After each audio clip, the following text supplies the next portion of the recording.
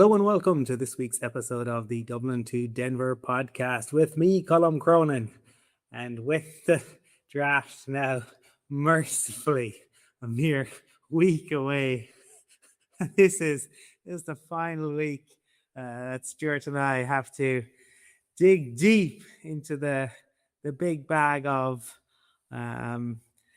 idle speculation that I don't think either of us are particularly interested in. My goodness, there have been just a tsunami of articles about nothing over the past few weeks as people desperately try to generate content and pick just about every single name that is out there that the Broncos could possibly go for at pick 62. But to delve in to the big bag of nothing and see what we can extract, I am joined, as always, by my friend, colleague, and co-host, Stuart Roach. Stuart, how are you doing, sir? Colum, I'm doing okay. I'm not going to sugarcoat it. This is, from a Broncos point of view, has been difficult. It's been quiet. As you say, it's a it reminds me of I'm not a huge fan of Shakespeare's comedies in general, Colin.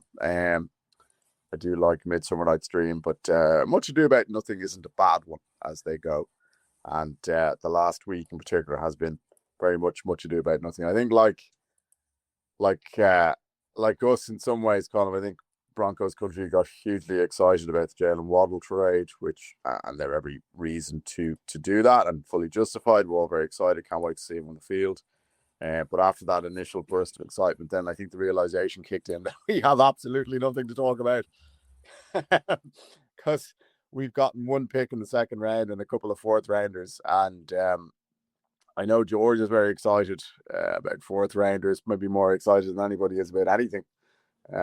Maybe bar Homer and donuts, I don't know. But fourth rounders don't really move the needle as much for me, Colin. I'm not sure about your good self, but and look, I know there's countless examples of Broncos finding great players in the fourth round. None of them spring to mind immediately now, mind you, but I'm sure if you were to do a quick search on Google, you'd find plenty of examples. But you know, like it is difficult to really kind of become hugely enthused. There isn't that many holes in the roster. You know, that has been, I think, probably printed on T-shirts around Dove Valley now at this stage. We've heard it so many times from so many different sources, and we did hear it from George himself yesterday, who also sort of set us up. We'll get into it in a minute, but did set us up for something of a disappointment, I think, when it comes to the pick that they're going to make at 62, which you and I have already sort of laid our cards on the table, and that this is going to really, really annoy us. Just going to set that one out there now for the record, because George said it's going to be very difficult for a rookie to see the field next season with the team that we've accrued. That should send a shiver down the spine of most Broncos fans, because that screams best player available in inverted commas as opposed to position of need. If ever I've heard something that was screaming that out in the subtext, that was it right there. Look, we'll wait and see, Colin. You know, we've been sort of jokingly talking about mock drafts and things like that, and I in particular was badly burnt last year, and even if we hadn't given away our first round pick, thankfully for Jalen Waddle, I wouldn't have been as invested this time around as I was last year. The fact of the matter is we've got absolutely no idea what the Broncos are going to do. We've got less idea because we don't pick until the very, very end of the second round. So as I said, the only thing that I'm kind of pretty certain of is the fact that the Broncos are going to do something that's going to annoy me next week. Because they're not going to draft a tight end in round two. They're not going to draft a bruising running back in round two. Maybe an inside linebacker, I don't know. But look, I'm setting myself. I'm willing to take one for the team, Colin. I hope I'm wrong. I hope the Broncos trade up to pick 52 and grab themselves that bruising running back we're looking for, or the tight end. But I have my doubts, and as I said, I wasn't mad about what George said yesterday about a rookie finding it difficult to see the field when you consider we do have some needs there that realistically only a rookie can fill, Colin. You can pick up somebody on the defensive line. I've talked about Cameron Jordan for a while now. you could potentially get somebody like David Njoku if you wanted to, but you're really not getting anybody at inside linebacker, and you're certainly not getting anybody of significance at running back unless somebody gets cut. So that didn't warm the cockles of my Denver Broncos heart yesterday with George's press conference. Yeah, I can see why it wouldn't, Stuart. And I had been thinking, like, as you know, I'm no fan of mock drafts. I generally don't even, other than seeing who we pick, and I draft grades, any of that nonsense. It's just not for me. So, I do feel this time of year is definitely not constructed for me. So I was thinking of our old friend, Samuel Beckett, the wonderfully bleak absurdism of Samuel Beckett. And Stuart, what came to mind with you highlighting what George said was waiting for Godot, and that line, nothing happens, nobody comes, nobody goes. It's awful. And that's where I feel we're at, because it would be I hope we'll be surprised, because as you said, there are certain positions it would be very easy for a rookie to see the field. Very, very easy. um, sorry to Adam Troutman, but I think a solid rookie tight end might well take some of his snaps, and I think a good inside linebacker would be eating the dinner of the guys we have. And while he won't like to hear it, a good rookie running back is very likely to see the field when J.K. Dobbins gets injured.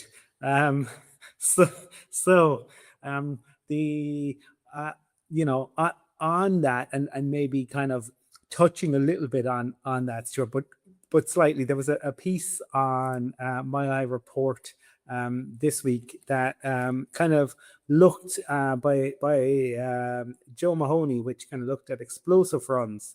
I don't know if you got to see that, but the Broncos were average when it came to explosive runs, but that wasn't the issue, right? The issue is not around explosive runs.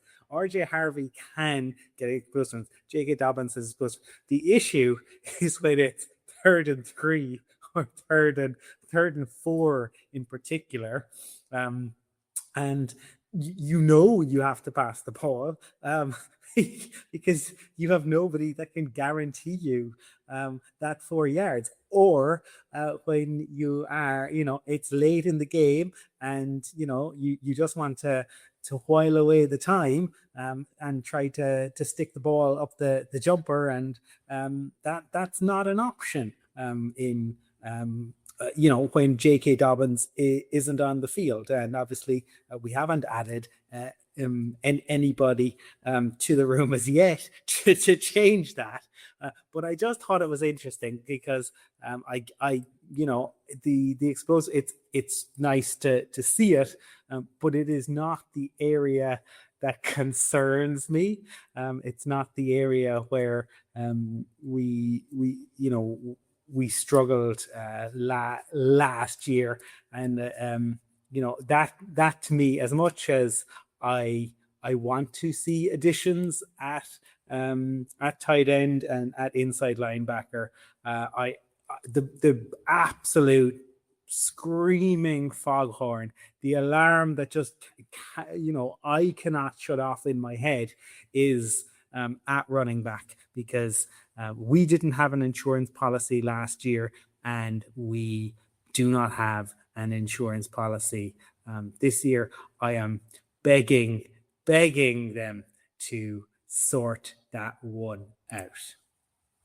Yeah, I'm in exactly the same boat, Colum. I think, and I think we did talk about it at the time, where RJ Harvey in particular would burst off 125-yarder, which would put a kind of an unrealistic sheen on his average. And you can argue that you could do that for just about any running back in the NFL, and that is valid. But I do think RJ Harvey in particular, he spent a lot of time getting stuff behind the line. And as you said, when you're towards the end of the game, you want to try and run out the clock. If you need those hard yards, it's just something that it's just a luxury. I'm sorry, it shouldn't be a luxury to be able to lean on that, but it's something now where I genuinely kind of like, I think, all joking aside, I am going to lose my stuff if we don't draft a running back in either the second or the fourth round.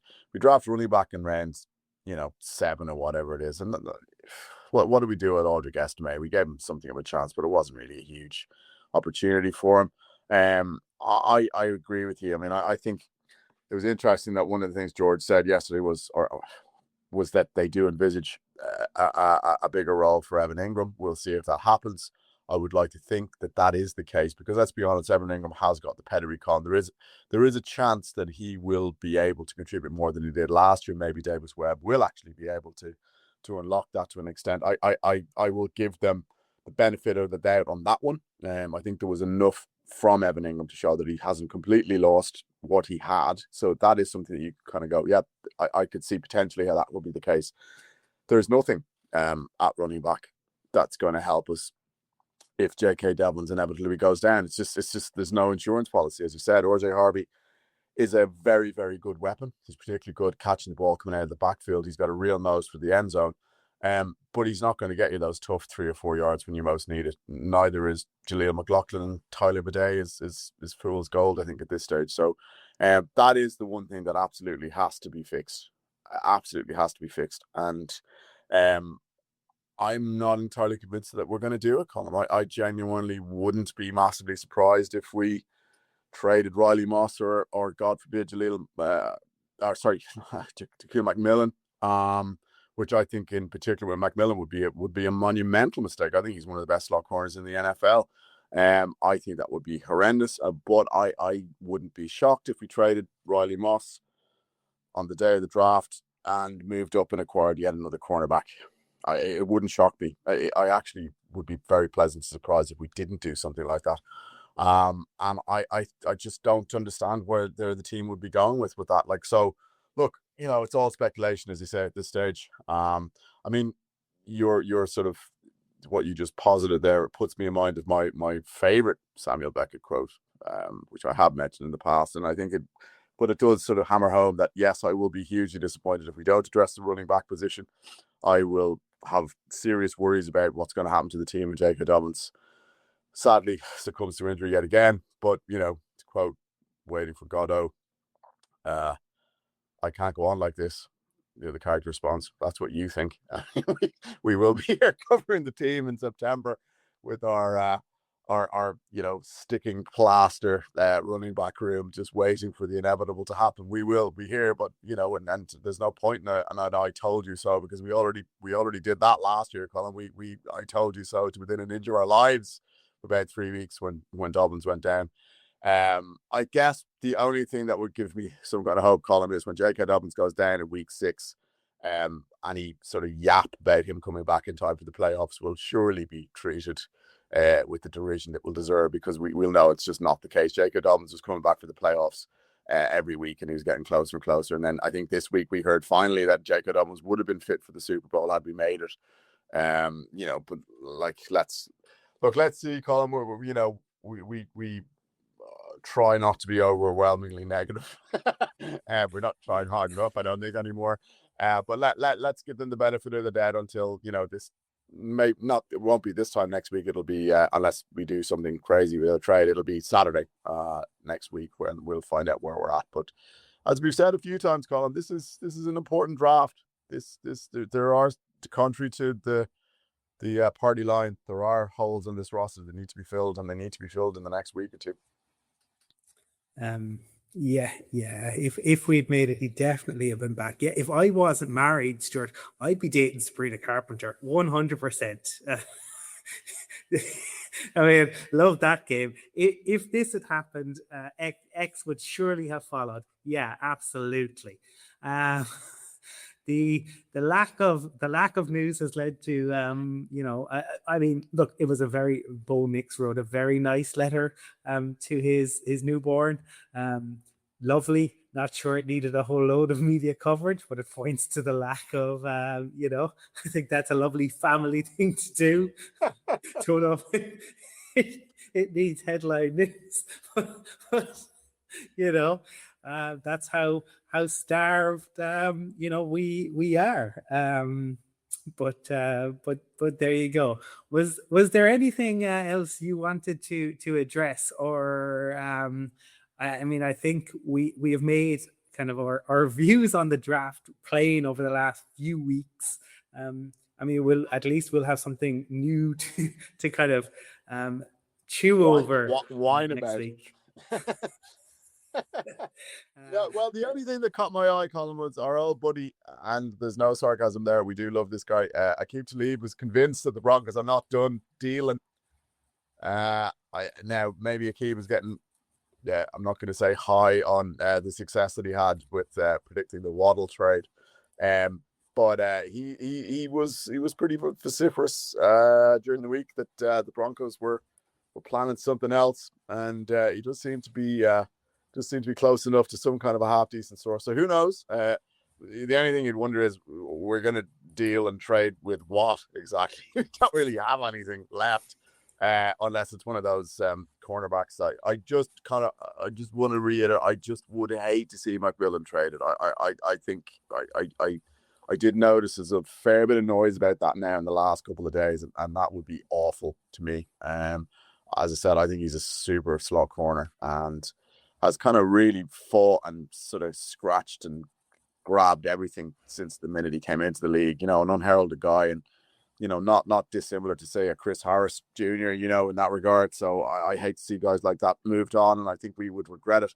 But look, we'll see. We'll see if Talib is right. I think he's got some credit in the bank, so it'll be interesting. And he I think he alluded to the fact that he thought it was going to happen on the day of the first round of the draft. So who knows what we anticipated as something that we just sort of keep a passing eye towards and not even bother staying up for. We'll probably just turn on the phone in the morning and see what happened and see which idiotic GM gave the Chiefs exactly what they wanted to kickstart their franchise by giving them the new Travis Kelce and whatever else. But no, maybe we will have more than a passing interest, but I'm not sure. Look, we love Talib, as I said, but I'm not sure he's going to be right in this one. I think we've done our major moves. We may move up and down on draft night. That is George's modus operandi, but I would be surprised if a blockbuster is left because, as I said, I don't really think we have the ammo to do anything significant. Yeah, it'd be interesting if it does what it looks like. I think I agree with you on JMac. I'd be more willing to, depending on what might happen, move on from Riley Moss, because ultimately I do not see us paying both of those guys at the end of the year, and if there's an opportunity. But equally, I wouldn't move on just for the sake of it, because I do think injuries play a huge part in the NFL, and it's very useful to have solid cornerbacks there. But if somebody, if it was part of a package for somebody, who knows? Be nice if Talib was correct. All will be revealed in less than a week. You barring something monumental. I think suffice to say, you shall not hear from Stuart or I on this podcast. Oh, Stuart. Yeah, and when the inevitable massive disappointment happens, you may not hear from us for about 2 weeks to let the steam die down from Dublin in particular, whatever about the core craft of this. But you will hear from us at some point. But depending on what happens with George in the war room, it could be sooner or it could be much later. Indeed, and very likely after next weekend. I don't expect anything to happen, so I think we'll probably let the draft play out before we come back. You can find Stuart on Blue Sky, SRoach123, and across social media at Colum from Cork. Please do rate, review, subscribe, or better yet, just tell a friend about us. give a shout out at this point actually to Mark, who found a statue of Robert Burns and sent that in to us. There is a post we have quoted on this here podcast, not infrequently, I shall say that. All that remains to be said at this point is go Broncos. Go Broncos.